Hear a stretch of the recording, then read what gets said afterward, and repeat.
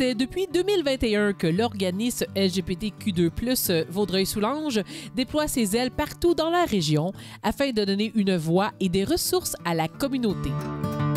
A priori, le pourquoi j'ai été vers l'organisme, c'est que je voulais être vue et entendue. Je voulais faire des changements. Puis je me disais que la meilleure façon d'apporter des changements, c'était de faire partie du changement. Donc, j'ai fait partie de l'organisme pour arriver à ce qu'à long terme, on puisse apporter plusieurs changements positifs dans la ville. Ouais. Moi, je me souviens quand je me questionnais, quand j'ai fait au début de ma transition, les seuls services que je trouvais à proximité, c'était à Montréal. Et on s'entend que quand on habite proche des lignes ontariennes, si on peut dire ça comme ça, ben c'est pas tout le monde qui a les moyens de trouver un taxi pour aller à gare de métro, de bus, pour aller ensuite se rendre à Montréal. Le bilan qu'on dresse aujourd'hui, bien, on se rend compte, parce que honnêtement, on court pas après la représentation, c'est plutôt le contraire.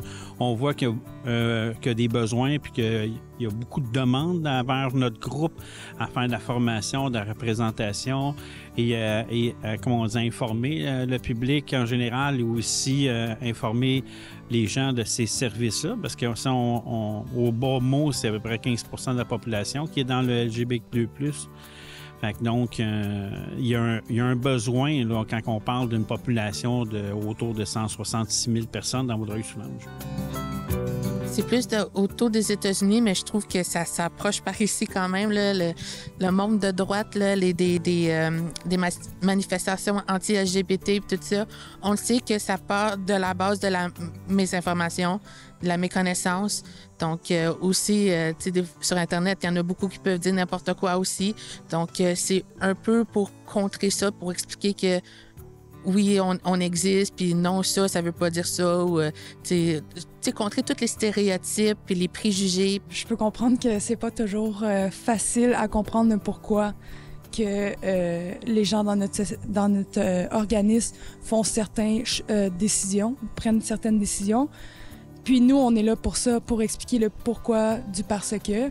Puis même qu'il y en a qui ont l'expérience de tout ce changement-là, donc ils peuvent vraiment parler de leur expérience pour mieux expliquer. Puis c'est autant au niveau de la tranche des adolescents, des enfants, que même les adultes qui accompagnent leurs enfants là-dedans.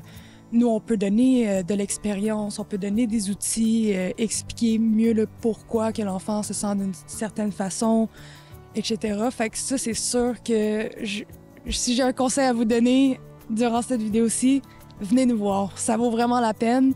Puis une fois qu'on a des explications, qu'on a l'esprit ouvert, ça répond à beaucoup de questions, honnêtement. Fait que venez nous voir.